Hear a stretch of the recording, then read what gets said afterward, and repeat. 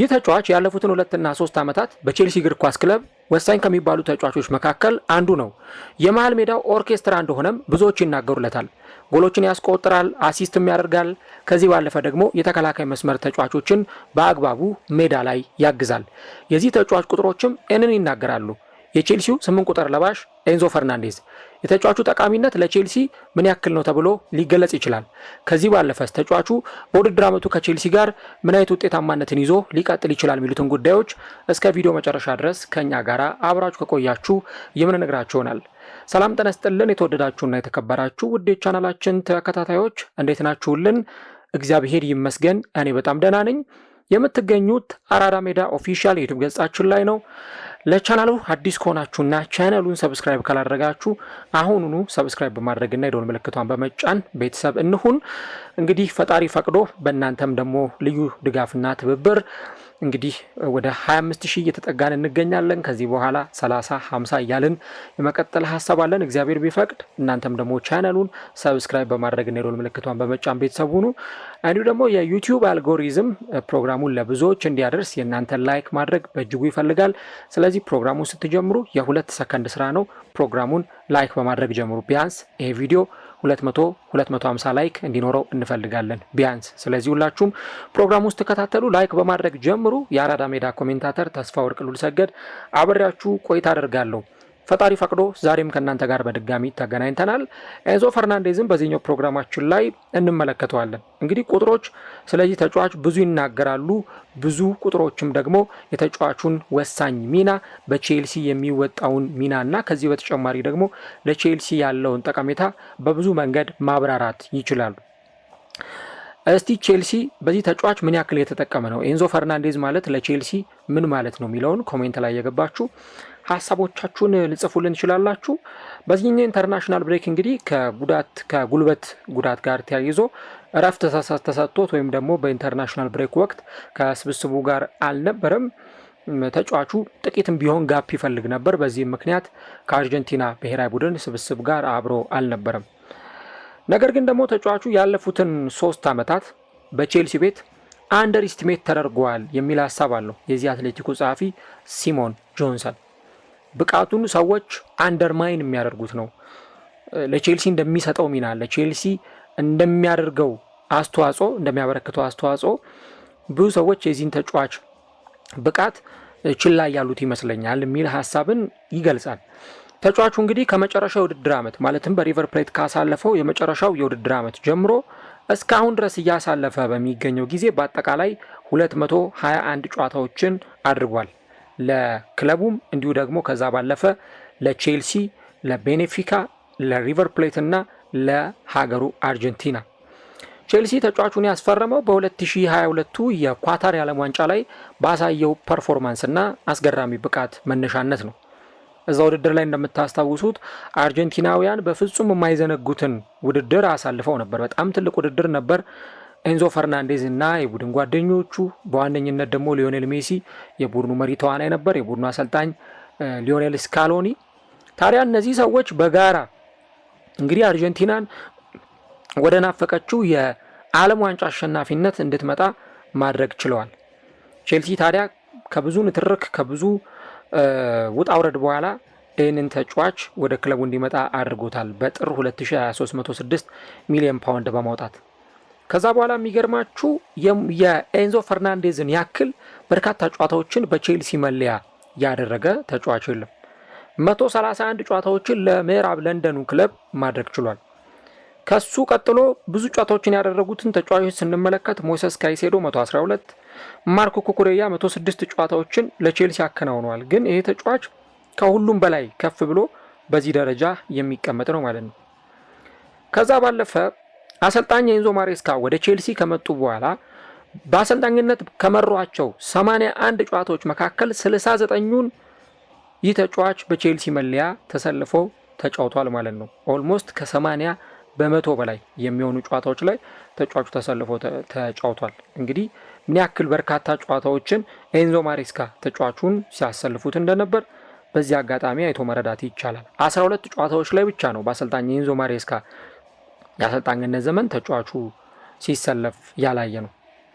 እንግዲህ ከ52 ያለፉት ጨዋታዎች በ6 ውድድሮች ከተደረጉ ጨዋታዎች ከ52 ጨዋታዎች ተጫዋቹ ያመለጡት 2 የጨዋታ መርሃ ግብሮች ብቻ ናቸው።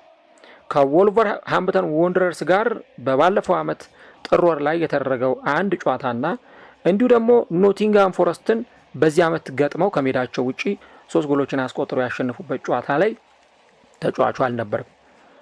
ከዛ ውጪ ግን ያመለጡትን ሌሎች ጨዋታዎች ብንመለከት 4 ጨዋታዎች ያመለጡት መርሃ ግብሮች ነበሩ።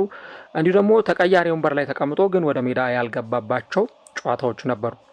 ከዚህ ባለፈ ግን በተለይ በኤንዞ ማሬስካ ስብስብ ውስጥ የክለቡ አይን ተብሎ ከሚጠቀሱ ጥቂት ተጫዋቾች መካከል አንዱ ኤንዞ ፈርናንዴዝ ነው። እንግዲህ ተጫዋቹን እንደምታስታውሱት በተለያዩ ጨዋታዎች ላይ በተደጋጋሚ ጊዜ ሲሰለፍ ተመልክተነዋል። በባለፈው ዓመት በዩኤፋ ኮንፈረንስ ሊግ በሁለተኛው ዙር በሩብ ፍጻሜ ከሌጊያ ዋርሶ ጋር በነበረው ጨዋታ ላይ ተጫዋቹ አልተሰለፈም። ከ7 ወራት በፊት በነበረውና ቼልሲ ባሸነፈበት ጨዋታ ላይ ማለት ነው። ነገር ግን ደግሞ በዚህ የውድድር ዓመትም ቢሆን በርካታ ጨዋታዎች ላይ በመሰለፍና ብዙ የጨዋታ ደቂቃዎች ላይ በመሰለፍ ኤንዞ ፈርናንዴዝን የሚያክል ተጫዋች የለም። በዚህ ወደር የማይገኝለት ተጫዋች መሆኑን ቁጥሮችም ይናገራሉ። ምናልባትም ደግሞ ተጫዋቹን እንግዲህ ስንመለከት ከሌሎች ተጫዋቾችም በላይ ከፍተኛ ሆኖ የምናገኘው ይሆናል።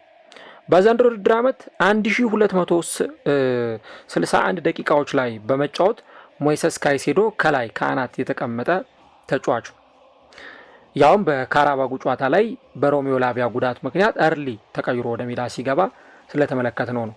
እዛ ጨዋታ ላይ ምናልባት ላቪያ ባይጎዳ አሰልጣኙ ሞይሰስ ካይሴዶን ቀይረው ላይ ያስገቡት የሚችሉት የመጨረሻዎቹን 20 እና 30 ደቂቃዎች ላይ ሊሆን ይችላል። እናም ሞይሰስ ካይሴዶ 1261 ደቂቃዎች ላይ ዘንድሮ ተሰልፈው በመጫወት ለቼልሲ ቀዳሚውን ደረጃ ይይዛል ማለት ነው። ከሱ በመቀጠል ግን ሁለተኛ ደረጃ ላይ የተቀመጠው ኤንዞ ፈርናንዴዝ ነው። 1242 ደቂቃዎች ላይ ተሰልፈው ተጫውቷል። በሁለቱ ተጫዋቾች መካከል ያለው ልዩነት የደቂቃ ልዩነት የ19 ደቂቃ ብቻ ነው።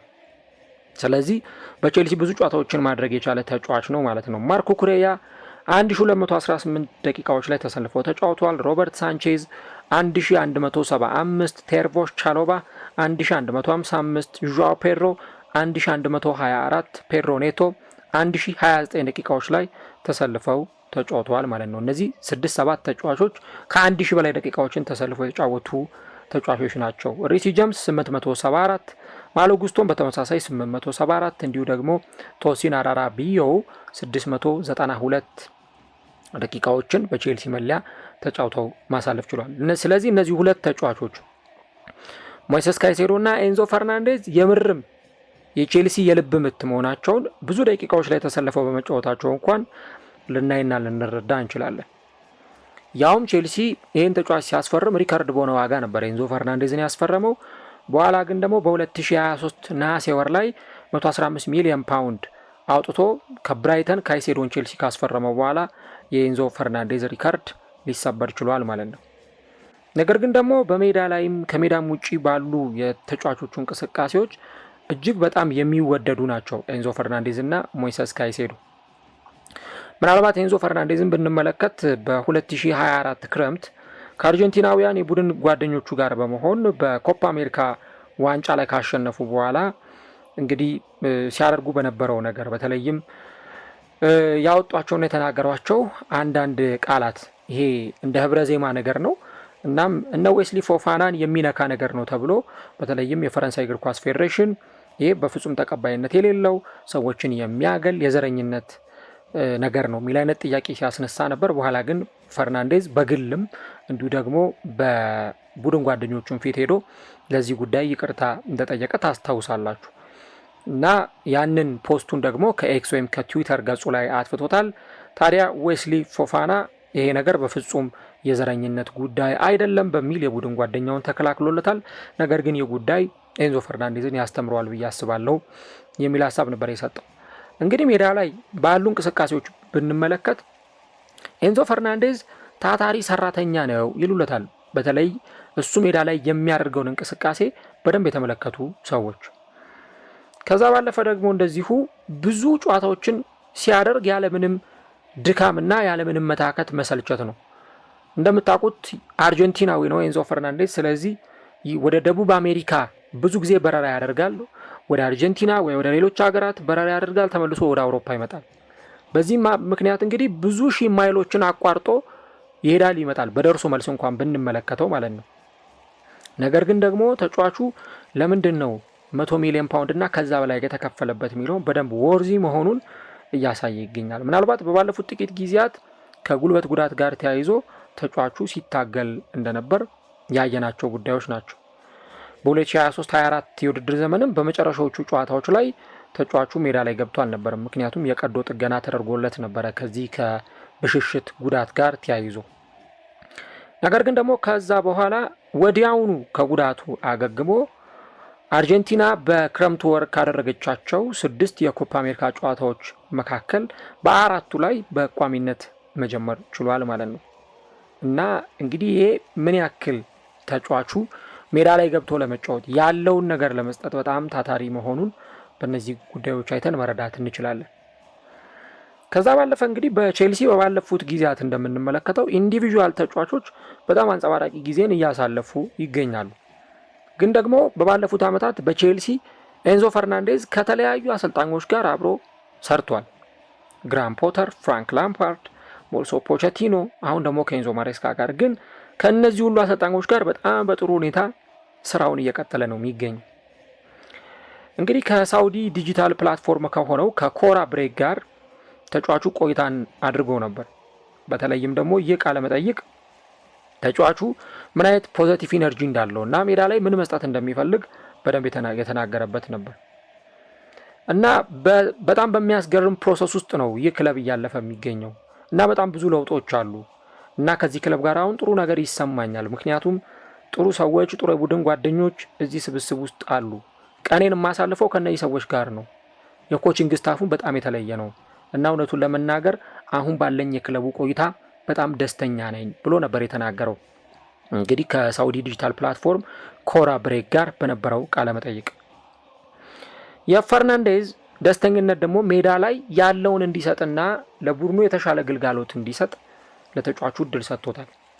ቀጥሎ መነግራችሁ አንድ ቁጥራዊ መረጃ ምናልባት ላታምኑት ትችሉ ይሆናል፣ ግን በቼልሲ በ2025 እንግዲህ በ2025 በፈረንጆቹ አቆጣጠር በርካታ የጎል አስተዋጽኦች ላይ በመሳተፍ ቀዳሚው ተጫዋች ነው። እዚህ ቁጥር ላይ ሌሎች ተጫዋቾችን አታገኙ፣ ወይም ደግሞ ሌሎች ተጫዋቾች ከኤንዞ ፈርናንዴዝ በላይ አልተቀመጡ። ኤንዞ ፈርናንዴዝ 46 ጨዋታዎችን አከናውኖ ከነዛ ውስጥ 20 የጎል አስተዋጽኦችን አድርጓል። 10 ጎሎችን አስቆጥሮ 10 አሲስቶችን አድርጎ ማለት ነው። ኮል ፓልመር 35 ጨዋታዎችን አድርጎ 8 ጎልና 8 አሲስት አለው፣ 16 የጎል አስተዋጽኦ እንደማለት ነው። ፔድሮ ኔቶ 15 የጎል አስተዋጽኦ አለው በ9 ጎልና በ6 አሲስት። ዦአው ፔድሮ በ7 ጎልና በ3 አሲስት። ሞይሰስ ካይሴዶ በ5 ጎልና በ4 አሲስቶች እንዲሁ ደግሞ ማርኮ ኩሬያ በ5 ጎልና በ4 አሲስቶች ከኤንዞ ፈርናንዴዝ ቀጥሎ የሚቀመጡ ተጫዋቾች ናቸው። ምናልባት አሁን ኮል ፓልመርን እዚህ ጋር ለየት አድርገን ልናየው እንችላለን። ምክንያቱም ኮል ፓልመር እንደምታውቁት ዘንድሮ ቼልሲ ካደረጋቸው 17 ጨዋታዎች 4ቱ ላይ ብቻ ነው ተሰልፎ የተጫወተው እና በጉዳት ምክንያት ያመለጡት በርካታ ጨዋታዎች እንዳሉ እዚህ ጋር መመልከት ያስፈልጋል። ነገር ግን የዚህን ተጫዋች ደግሞ ሚና የሚንድ ነገር አይደለም። ተጫዋቹ በተለይ ያሳየ በሚገኘው ፐርፎርማንስ፣ በቼልሲ ባለው ብቃት፣ በቼልሲ ባለው ውጤታማነት አሁን እንግዲህ በጎል አስተዋጽኦ ከላይ የተቀመጠ ተጫዋች ነው። በእርግጥ ኤንዞ ፈርናንዴዝ ሲጫወት ልብ ብላችሁ ከተመለከታችሁ ሞይሰስ ካይሴዶ ደርቲ የሚባለውን ነገር ስለሚሰራለት ሜዳ ላይ ከባባዱን ስራ ስለሚሰራለት ይህ ተጫዋች ወደፊት በነፃነት ወጥቶ እንዲጫወት ቦክስ ቱ ቦክስ እንዲሮጥ በደንብ ኤንዞ ፈርናንዴዝን እድል የሚሰጠው ነው ማለት ነው እና እንግዲህ ተጫዋቹ ደግሞ ይሄ የጎል አስተዋጽኦን ያስመዘገበው ትንንሽ በምትሏቸው ጨዋታዎች ላይ የመጡ ነገሮች ብቻም አይደሉም። በትልልቅ ጨዋታዎችም ላይ ተጫዋቹ ተጽዕኖ ፈጣሪ ነው። ለምሳሌ ከቶተንሃም ጋር በተደረገው ጨዋታ ላይ እንዲሁ ደግሞ ከሊቨርፑል ጋር በተደረገው ጨዋታ ላይ በባለፈው ዓመት ጎሎችን በማስቆጠር ቼልሲ 4ኛ ደረጃን ይዞ እንዲያጠናቀቅና ከዓመት ቆይታ በኋላ ወደ ቻምፒየንስ ሊግ ውድድር ተመልሶ እንዲመጣ ተጫዋቹ ትልቅ አስተዋጽኦን ማበርከት ችሏል። እንዲሁ ደግሞ በኮንፈረንስ ሊግ ሪያል ቤቲስን 4-1 ባሸነፉበት ጨዋታ ላይ ወሳኛዋን የአቻነት ጎል ማስቆጠር የቻለው ተጫዋች እሱ ነው። እንግዲህ አሰልጣኝ ኤንዞ ማሬስካ በ2024 ክረምት ቼልሲን ከተረከቡበት ጊዜ በኋላ በዚህ ክለብ ውስጥ እጅግ ወሳኝ የሆነ ሚና እየተወጣ የሚገኝ ተጫዋች ነው። እንግዲህ ቁጥሮችም የሚናገሩት ይህንን ነው። አሁን 8 ቁጥር መለያን ይለብሳል። የቼልሲ ደጋፊዎች 8 ቁጥርን የሚያስታውሱት በፍራንክ ላምፓርድ ነው። በቼልሲ ሁሉንም ዋንጫዎች አሸነፈ። 211 ጎሎችን በማስቆጠር የቼልሲ የምንጊዜም ከፍተኛ ጎል አስቆጣሪ መሆን የቻለ ተጫዋች እና ከፍራንክ ላምፓርድ በኋላ በቼልሲ የተገኘው ምርጡ 8 ቁጥር ስለመሆኑ ብዙ የቼልሲ ደጋፊዎች ይናገራሉ። እና ያንን የፍራንክ ላምፓርድ ምርጡን ፐርፎርማንስ የሚያስታውስ የሜዳ ላይ ብቃትን ነው ተጫዋቹ እያሳለፈ የሚገኘው። እና እንግዲህ በባለፉት ጊዜያት ላይ እንደተመለከትነው ተጫዋቹ ከጎል አስተዋጽኦች ጋር ጎሎችን ከማስቆጠር አሲስት ከማድረግ ጋር እንዲሁ ደግሞ በቼልሲ ከሬሲ ጀምስ ቀጥሎ የእሱ ሜዳ ላይ በማይኖርበት ጊዜ የቡድኑን የካፕቴንነት አርም ባንድ በማድረግ ቡድኑን በአምበልነት በመምራት ቼልሲ ከሱ የሚጠበቅበትን ኃላፊነት እየተወጣ ይገኛል ማለት ነው። በነገራችሁ ላይ አሰልጣኝ ኤንዞ ማሬስካም የተጫዋቹ ትልቅ አድናቂ መሆናቸውን በተለያዩ ቃለ መጠይቆቻቸው ላይ ሲናገሩ ነበር። ቼልሲ በቻምፒየንስ ሊግ አያክስን 5-1 ባሸነፈበት ጨዋታ ላይ ለኤስቴቫ ዊሊያን የፍጹም ቅጣት ምት እንዲመታ ሰጥቶት ነበር ኤንዞ ፈርናንዴዝ እና ያንን ካደረገ በኋላ አሰልጣኙ ኤንዞ ማሬስካም ተጫዋቹን አሞካሽተውት ነበር። ይሄ በጣም ምርጥ በጣም ጥሩ የሆነ ስራ ነው። ምክንያቱም ለተጫዋቾቼ ከጨዋታው በኋላ የነገርኳቸው ነገር ቢኖር በማሸነፋችን በጣም ደስተኞች ነን፣ 3 ነጥብ በማግኘታችን በጣም ደስተኞች ነን። ነገር ግን ትልቁ ነገር አሉ ኤንዞ ማሬስካ ሲናገሩ፣ ነገር ግን ዋናውና ትልቁ ነገር ኤንዞ ፈርናንዴዝ ያደረገው ነገር ነው። ለኤስቴቫኦ የፍጹም ቅጣት ምቱን እንዲሰጠውና ከዛ ደግሞ እሱ ያንን ነገር ማስቆጠሩ ክለባችን አሁን ምን አይነት ሞመንተም ላይ እንዳለ ምን አይነት ህብረት ቱጌዘርነስ ላይ እንዳለ በደንብ የሚያሳይ ነገር ነው እና እኛም የምንፈልገው ይሄንን አይነት ነገር ቡድናችን ውስጥ ማንጸባረቅ ነው ብለው አሰልጣኙ ተናግረው ነበር። እንግዲህ እንደዚህ አይነት ህብረት በቡድን ውስጥ የሚያመጣ ተጫዋች ስለመሆኑ በዚህ ቡድን ውስጥ እየተመለከተን እንገኛለን። ከዛ ባለፈ ደግሞ እንደዚሁ ኤንዞ ማሬስካ በጣም በደንብ ከሚጠቀሙባቸውና ለእሳቸው ወሳኝ ከሆኑ ተጫዋቾች መካከል አንዱ እሱ ነው ብያቸዋለሁ። ለእሳቸውም ሲስተም ደግሞ በጣም የተመቸ ተጫዋች ነው እና እንግዲህ ቼልሲ ከኢንተርናሽናል ብሬክ መልስ ከባባድ ጨዋታዎችን ያደርጋል።